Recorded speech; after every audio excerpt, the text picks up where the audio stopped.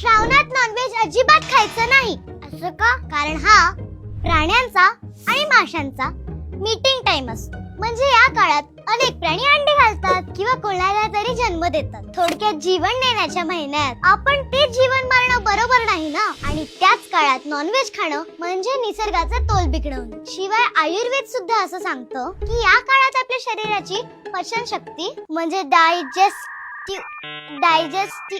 Digestive system कमी असते आणि श्रावणात पावसाचा पीक पॉइंट असतो. म्हणून या काळात सी फूड आणि नॉनव्हेज वर फंगस आणि बॅक्टेरिया पटकन वाढतो. मग फूड पॉइझनिंग, अपचन आणि आजार याची शक्यता खूप वाढते. म्हणून या काळात हलकं आणि लवकर पचणारं अन्न खाणं जास्त महत्वाचं. याच्याशिवाय श्रावण म्हणजे शंकराचा महिना, भक्ती, शक्ती आणि संयमाचा काळ. म्हणून लोक तामसिक अन्न टाळून सात्विक अन्न खातात, जे शरीर आणि मन दोन्ही पण शांत ठेवतं.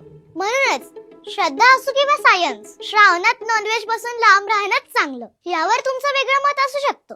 मग ते आम्हाला कमेंट मध्ये कळवा. कमेंट करा प्लीज.